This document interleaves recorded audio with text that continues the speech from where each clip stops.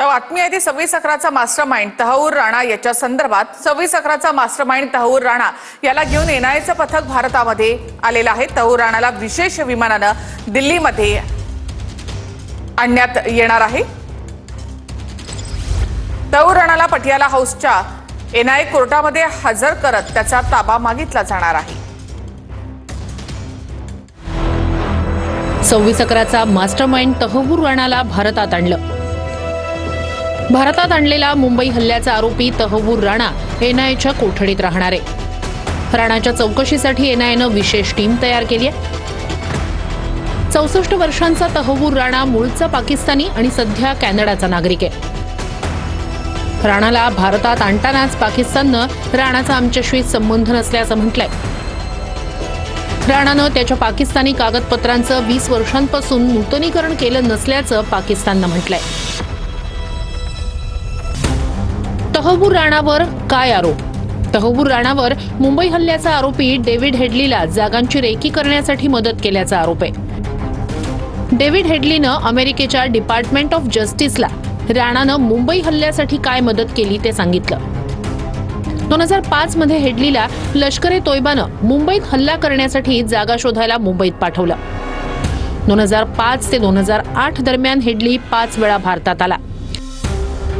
2006 मध्ये लष्कर-ए-तोयबा आणि हेडली यांनी मुंबईत येण्याच्या बहाण्यासाठी इमिग्रेशन कंपनीचं कार्यालय मुंबईत टाकायचं ठरवलं। हेडली त्यासाठी शिकागोला गेला आणि त्याच्या बालपणीचा मित्र तहव्वूर राणाला भेटला। तहव्वूर राणा कॅनडासह जगभरात इमिग्रेशन कंपनी चालवतो। हेडलीनं राणाला मुंबईत हल्ल्यासाठी जागा शोधण्याचा प्लॅन सांगितला। तहव्वूर राणानं हेडलीच्या मुंबई हल्ल्याच्या प्लॅनसाठी सहमती दर्शवली। तहव्वूर राणाच्या इमिग्रेशन कंपनीचं ऑफिस मुंबईत टाकून त्याचा वापर करण्याचा प्लॅन दोघांनी आखला। तहव्वूर राणाच्या ऑफिसचा वापर करून हेडलीनं मुंबईत येऊन हल्ल्यांसाठी जागांची रेकी केली। या दरम्यान तहव्वूर राणा पत्नीसह मुंबईत येऊन हॉटेल ताजमध्ये थांबला होता। 2009 मध्ये राणा आणि हेडलीला मुंबई हल्ला आणि अतिरेकी घटनांसाठी शिकागोत अटक झाली। राणावर डेन्मार्कमध्ये डॅनिश पेपरवर झालेल्या अतिरेकी हल्ल्यात सहभागी असल्याचा आरोप आहे। पेपरवर झालेल्या हल्ल्याप्रकरणी राणाला अमेरिकेत 14 वर्षांची शिक्षा झाली आहे। मात्र मुंबई हल्ल्यात थेट सहभाग नसल्याप्रकरणी अमेरिकन कोर्टानं राणाला निर्दोष सोडलं। भारतानं मात्र मुंबई हल्ल्याप्रकरणी राणाच्या प्रत्यार्पणाची मागणी अमेरिकेकडे सतत रेटत ठेवली। अमेरिकेच्या सुप्रीम कोर्टानं राणाच्या भारतात प्रत्यार्पणाला मंजुरी दिली। सुप्रीम कोर्टाच्या निर्णयाला डोनाल्ड ट्रम्प यांनी हिरवा कंदील दिल्यानंतर राणाचं भारतात प्रत्यार्पण झालं।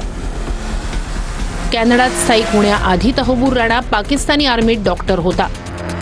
राणा पाकिस्तानची अतिरेकी संघटना लष्कर-ए-तोयबाचा सदस्यही आहे, तसंच त्याचे ISI सोबतही संबंध आहेत। राणाला भारतात आणल्यानं पाकिस्तानातील हेडलीचे आका, पाकिस्तान आर्मी, ISIचा मुंबई हल्ल्यात काय रोल होता याची माहिती बाहेर येईल।